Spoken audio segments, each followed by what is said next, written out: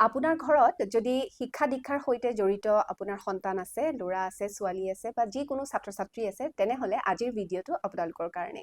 যদি বহুতো সময়ত আপোনাৰ চিন্তা হৈ থাকে যে শিশুটিৰ আজিকালি পঢ়াত মন নবহে, পঢ়া টেবুলত বেছি সময় বহি নাথাকে বা মনোযোগিতা কমি আহিছে বা আধাতে শিক্ষা দীক্ষা শেষ হৈ গৈছে কোনোবা ল'ৰা-ছোৱালীৰ, পঢ়াটো ভাল আছিলে, বুদ্ধিমানো আছিলে, কিন্তু তাৰ পিছতো শিক্ষা দীক্ষা শেষ কৰিব নোৱাৰিলে বা আপুনি যি ধৰণে বিচাৰিছে সেই ধৰণে ফলাফলসমূহ বা যিমানখিনি কষ্ট কৰে শিশুটোৱে সেইখিনি হিচাপত ফলাফলখিনি নাহে, তেতিয়াহ'লে আপুনি কি কৰিব বা এনেধৰণৰ সমস্যাই যদি আপোনাক সচৰাচৰ আমনি কৰি থাকে, চিন্তাত যদি পেলায়, তেতিয়াহ'লে আজিৰ ভিডিঅ'টো শেষলৈকে চাবলৈ নাপাহৰিব। আমি আজি এই বিষয়টো কিছু বাস্তুৰ সৈতে জড়িত কথাৰে পাতিবলৈ চেষ্টা কৰিম। সেই বাস্তু দোষৰ সমাধানৰ জৰিয়তে এনেধৰণৰ সমস্যাৰ পৰা আপুনি হাত সাৰিব পাৰে নেকি, সেই বিষয়টোলৈ কথা পাতিম। আৰু এই বিষয়ে জনাবলৈ আমাৰ সৈতে থাকিব আজিৰ অতিথি এষ্ট্ৰলজাৰ, বাস্তুশাস্ত্ৰ বিশেষজ্ঞ, লগতে নিউমাৰলজিষ্ট ৰমেশ চন্দ্ৰ শৰ্মা শাস্ত্ৰী ডাঙৰীয়া। আহক তেওঁৰ সৈতে কথা পাতো।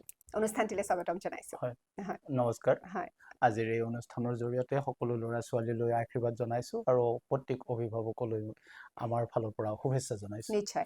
আজিৰ বিষয়টো অকণমান অভিভাৱকসকলৰ চিন্তাৰ সৈতে জড়িত বিষয়। হয়, সচৰাচৰ সাধাৰণতে আমাৰ আজিকালি এটা সমস্যাটো হৈছে মোবাইল ফোন। মোবাইল ফোনে আমাৰ হয়, মনোযোগিতা সৰু ডাঙৰ সকলোৰে কাঢ়ি লৈ সকলো গৈছে। ল'ৰা ছোৱালীৰে মানে ধৈৰ্য মনোযোগিতা বা ধৈৰ্যটো নাইকিয়া হৈ গৈছে। নাইকিয়া হয়, কৰাইছে। তেনে ক্ষেত্ৰত হয়, পঢ়া শুনাত আজিকালি ল'ৰা-ছোৱালী, আৰু যিহেতু আজিকালি কম্পিটিশ্যনৰ হয়, যুগ, হয়, ফলাফলসমূহ মানে দিনক দিনে ল'ৰা-ছোৱালীবিলাকৰ মানে কম্পিটিশ্যনটো বাঢ়ি আহিছে। কম্পিটিশ্যনটো বাঢ়িছে। তেনে হয়, ক্ষেত্ৰত ঘৰ এখনত যদি শিক্ষা দীক্ষা কৰা ল'ৰা-ছোৱালী আছে আৰু হয়, তেওঁলোকৰ যদি পঢ়াৰ প্ৰতি ৰাপটো বা মনোযোগিতাটো কমি কমি আহে, যায় তেতিয়াহ'লে তেতিয়া অভিভাৱকৰ নিশ্চয় চিন্তা হ'ব। নিশ্চয় চিন্তা হ'ব। গতিকে আজি এই বিষয়টো হয়, আমি বাস্তুৰ দিশৰ পৰা অকণমান চালি জাৰি আমি চাবলৈ চালি জাৰি চাবৰ চেষ্টা কাৰণে কৰিম। নিশ্চয়। প্ৰথম প্ৰশ্নটো হ'ব যে ঘৰত বাস্তু দোষ কিবা থাকিলে হয়, এনেধৰণৰ সমস্যা হয় নেকি, যে হয়, সন্তানটি ভালকে পঢ়ি আছিলে কিন্তু আধাতে পঢ়াটো ৰৈ গ'ল ৰৈ বা গ'ল বা তেওঁ বিচৰা ধৰণে ফলাফল লাভ কৰা নাই ফলাফলখিনি লাভ কৰা বা নাই। তেওঁৰ পঢ়া টেবুলত ধৈৰ্য্যটো কম। হয়। যথেষ্ট ল'ৰা ছোৱালীক দেখা যায় বহুত সময়ত পঢ়া শুনাৰ কথা ক'লে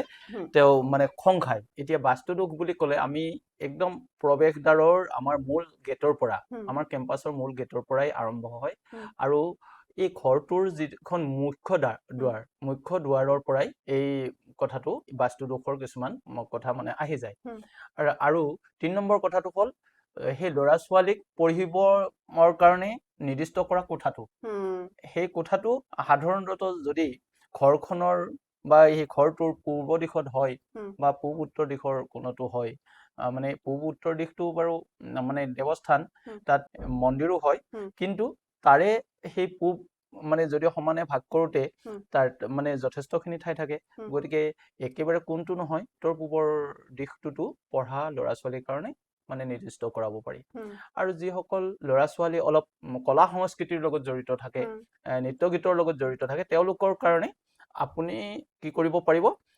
উত্তৰ আৰু পশ্চিম দিশৰ যিটো ৰুম, সেই ৰুমটো উত্তৰ দিশৰ ৰুমত তেওঁলোকক পঢ়া পঢ়াটো কোঠাৰ কাৰণে নিৰ্দিষ্ট কৰাব পাৰে, স্থান দিব পাৰে। স্থান দিব পাৰে। হুম, আৰু পঢ়া টেবুলখন সদায় এটা কথা মনত ৰাখিব যে যিটো ৰুমেই নহওক বা যিটো দিশতেই ৰুমটো নহওক, টেবুলখন, হুম, পঢ়া টেবুলখন, আপোনাৰ ল'ৰা ছোৱালীৰ পঢ়া টেবুলখনৰ বহুতে যাতে তাৰ মুখখন পূৰ্ব দিশত বা উত্তৰ দিশত মুখখন হৈ থাকে। হুম, হুম। পূব ফালে পূবফালে নতুবা উত্তৰ ফালে মুখ কৰি মুখখন পঢ়িব লাগিব। লাগিব। হুম, হুম, এনেকুৱা এই কথাটোৰ ওপৰত গুৰুত্ব দিব লাগে। হুম, আৰু টেবুলখন যথেষ্ট পৰিপাটি ৰাখিবলৈ চেষ্টা কৰিব লাগে, বিশৃংখল যাতে হৈ নাথাকে।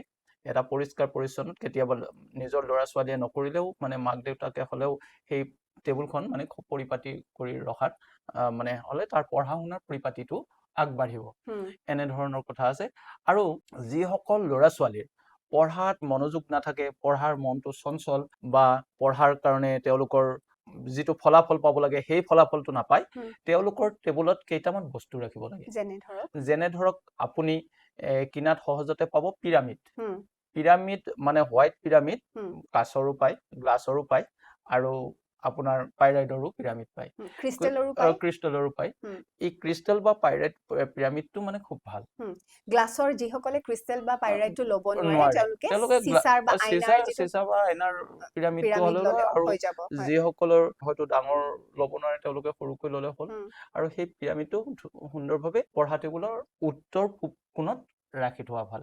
উত্তৰ পূব কোণত ৰাখি থ'ব লাগিব। পঢ়া টেবুলখনৰ হুম, হুম, উত্তৰ পূবত সেই পিৰামিডটো ৰাখি থওক হুম, বা সজাই থওক। হুম, আৰু সেই পিৰামিডটো হেৰিটো যিমান স্বচ্ছ বা পৰিষ্কাৰ হ'ব ল'ৰা ছোৱালীৰ পঢ়া শুনাৰ দিশটো সিমানেই পৰিষ্কাৰ বা সিমানেই সফলদায়ক হ'ব হুম, এইটো আৰু 2 নম্বৰ কথাটো হ'ল যিসকল ল'ৰা ছোৱালী পঢ়িলে মনত নাথাকে হুম, মনলৈ মানে বাৰে বাৰে পঢ়ে কিন্তু পাহৰি যায় পাহৰি যায়। তেওঁলোকৰ কাৰণে কি কৰিব লাগে 3টা লং হুম, আৰু 3টা ইলাচি এটা মৌৰ পাত্ৰত মানে কাঁচৰ বাতিটোত হ'ব পাৰে বা বটলতো থৈ দিব পাৰে হুম, মৌৰ পাত্ৰ এটাত 3টা লং আৰু 3টা ইলাচি মৌ তিয়াই পেলাই, তিয়াই ডুবাই পেলাই, ডুবাই সেই টেবুলৰ সন্মুখত ৰাখি থওক পঢ়া টেবুলৰ পঢ়া সন্মুখত। টেবুলৰ সন্মুখত ৰাখি থওক হুম, তেনেহ'লে সেই ল'ৰা ছোৱালীৰ মনোযোগ অহা যিটো মানে হেৰি মনত ৰখা ক্ষমতাটো তেওঁলোকৰ বৃদ্ধি পায়। বৃদ্ধি পায় হয়।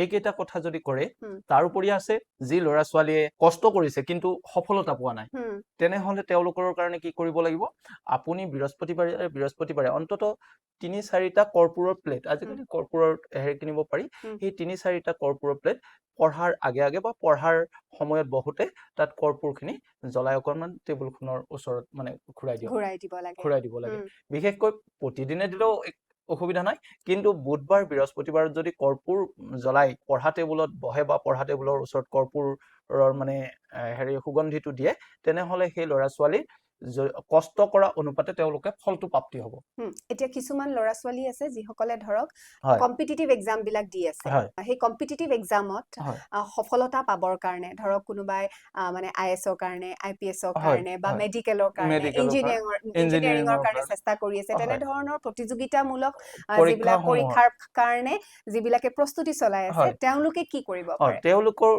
যিটো মই যে মোৰ লগত লং আৰু ইলাচি হুম, তেওঁলোকে তেনেকে সেই বস্তুটো ৰাখক আৰু সেইটো ৰখাৰ পিছত আপুনি সপ্তাহত বা 15 দিনত বা এমাহত এইটো বেয়া হৈ নাযায় হুম, সেইখিনি বস্তু আপুনি খাব পাৰে হুম, মানে অলপ অলপ তাৰ পৰা মুখত লওক তাৰ পৰা মিঠা ফলটো আপুনি পাব সেই হুম, বিদ্যাৰ মিঠা ফলটো পাবৰ কাৰণে সফলতা প্ৰাপ্তিৰ কাৰণে তাৰ পৰা আপুনি মৌ অকণমান লৈ এটোপমান মৌ লৈ আপুনি জিভাৰ আগত দিয়ক দি পঢ়াটো আৰম্ভ কৰক হুম, কৰিলে আপোনাৰ সেই সুমিষ্ট ফলটো বিদ্যাৰ হুম, পৰা সেই সুমিষ্ট ফলটো আহি থাকিব নিশ্চয়। এতিয়া আহোঁ কিছুমান ল'ৰা ছোৱালী আছে হয় যিসকলে আপোনাৰ ফৰেনত গৈ পেলাই পঢ়িবলৈ বিচাৰে বিচাৰে বাহিৰত ছেটেল হ'বলৈ হয় বিচাৰে হয় হয় গতিকে তেওঁলোকৰ বাবে আজিকালি প্ৰায় ল'ৰা ছোৱালীটো সেই মানসিকতা হয় লৈয়ে পঢ়ে বা ভাল হয় ল'ৰা যে ছোৱালীখিনি মই তেনেকেই হাই হয় ছেকেণ্ডেৰীৰ পিছত বাহিৰত যাম হয় মই ডিগ্ৰীৰ পিছত বা গ্ৰেজুৱেশ্যনৰ পিছত মই হয় বাহিৰত যাম বা হয় মই বাহিৰতেই গৈ পেলাই ছেটেল হ'ম হয় বা মই আগৰ শিক্ষা দীক্ষাখিনি বাহিৰত ফৰেনত গৈ পেলাই ল'ম কৰিম হয় তেনেধৰণৰ যিবিলাকৰ ধৰক মন আছে হয় বা তেওঁলোকে তেনেকুৱা ধৰণৰ মন থকা ল'ৰা ছোৱালীবিলাকে কি কৰিব পাৰে?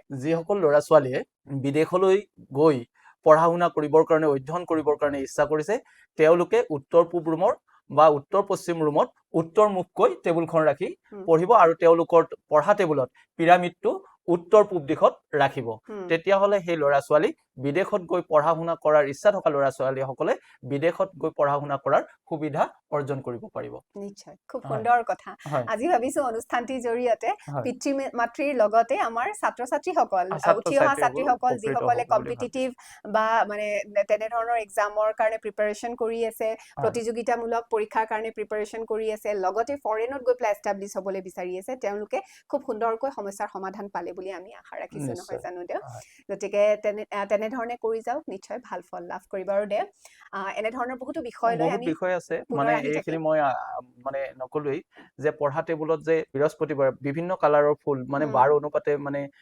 কোনদিনা কি ফুল ৰাখি থলে পঢ়া টেবুলখনত মানে ভাল হয় বা বিদ্যাৰ অধিষ্ঠাত্ৰীয়ে মানে ভাল পায় সেইটোও কৈ দিয়া যাওক সেইটো তেতিয়াহ'লে তেনেহ'লে এতিয়া আপোনাৰ ৰবিবাৰে আপুনি ৰঙা জবা ফুল বা ৰঙা কৰবীৰ ফুল আপুনি এটা হ'লেও পাৰিলে থোপা এটা ৰাখিব পাৰে নোৱাৰিলেও এটি ফুল হ'লেও আপুনি পঢ়া টেবুলত ৰাখক হয় আৰু আপুনি ৰবিবাৰে সদায়তো পদুম ফুল নাপায় হুম, গতিকে পদুম ফুল যদি আপুনি ৰঙা পদুম এটা ৰাখিব পাৰে তেনেহ'লেতো খুবেই ভাল হুম, বা পদুম ফুলটো আপুনি গোটেই বাৰতে ৰাখিব পাৰে 7 হুম, বাৰতে ৰাখিব পাৰে হুম, আকৌ সোমবাৰৰ কাৰণে আপুনি বগা হুম, কুন্দ ফুল পালে ভাল হুম, কুন্দ ফুল নাপালেও আপুনি বগা ফুল যিকোনো বগা ফুল এটা আপুনি পঢ়া টেবুলত ৰাখক হুম, মঙ্গলবাৰে আপুনি ৰঙা কৰবী এপাহ ৰাখক হুম, এপ- ৰঙা কৰবী ৰঙা হুম, কৰবী ফুল হুম, হুম, আৰু বুধবাৰৰ কাৰণে আপুনি বুধবাৰ বৃহস্পতিবাৰৰ কাৰণে আপুনি বুধবাৰে হালধীয়া কৰবীৰ ফুলটো ৰাখিব পাৰে আৰু বৃহস্পতিবাৰেও আপুনি হালধীয়া কৰবীৰ ফুলটো ৰাখিব পাৰে পঢ়া টেবুলত হয় মানে ফুল এপাহ ৰাখিব শুক্ৰবাৰে শুক্ৰবাৰে আপুনি যিকোনো কালাৰৰ বগা ৰঙা মানে যিটো আমি গোলপীয়া কালাৰটো হুম, মানে ৰাখিব পাৰে আৰু বগা কালাৰটো ৰাখিব হয় পাৰে এই শুক্ৰবাৰত মানে চিত্ৰ বিচিত্ৰ ফুল মানে বহু কেইটা ৰঙৰ সংমিশ্ৰণটো ৰাখিব পাৰে হয় শুক্ৰবাৰে হয় শুক্ৰবাৰটোত মানে চিত্ৰ বিচিত্ৰ ফুলৰ পৰা যথেষ্ট এটা সুফল প্ৰাপ্তি হয় বুলি হুম কৈছে হুম আৰু শনিবাৰে সাধাৰণতে নীলা অপৰাজিতা যদি পায় আপুনি 2-3মুখী নীলা অপৰাজিতা ফুল আছে হুম তেনেকুৱা অপৰাজিতা ফুল ৰাখক হুম নহলে আপুনি একমুখী ৰাখক হুম আৰু ঠিক তেনেকে আপুনি 7বাৰত যদি 7বিধ 7পাহ ফুল সলাই সলাই পঢ়া ৰাখিব পাৰে টেবুলত ৰাখি থাকে সেইটো অভিভাৱকে কৰাই দিব লাগিব হুম হয়তো ল'ৰা ছোৱালীয়ে এইটো ইমান গুৰুত্ব নিদিব গতিকে পঢ়া টেবুলত ধুনীয়াকে বোলে আজি ৰবিবাৰত মই এপাহ ৰঙা জবা ফুল বা তেনেকুৱা ৰঙা এপাহ ফুল মানে ৰাখিব হুম আৰু সোমবাৰে বগা এপাহ ফুল ৰাখিব হুম মঙলবাৰে আকৌ ৰঙা জবা বা ৰঙা কৰবীৰ এটা ৰাখিব হুম আৰু বুধবাৰে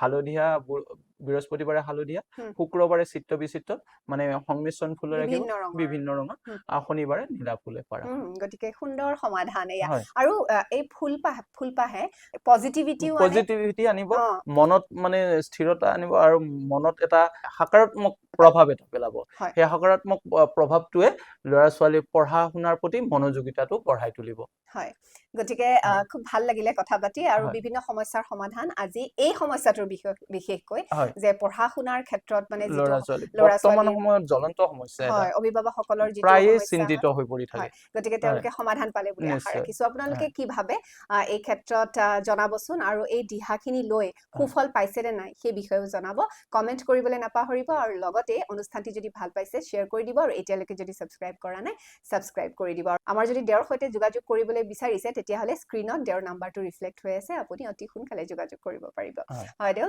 আজি কথা পাতি খুবেই ভাল লাগিলে হয় এনেধৰণৰ বহুতো বিষয় লৈ নিশ্চয় আমি পুনৰ আহি নিশ্চয় আহিম থাকিম আৰু দেও আজিলৈ তেতিয়াহ'লে আমি দুয়োগৰাকীয়ে বিদায় লওঁ হয় হয় ঠিক আছে গতিকে অনুষ্ঠানটিৰ পৰা বিদায় লৈছো ভালে কুশলে থাকিব হয় ধন্যবাদ নমস্কাৰ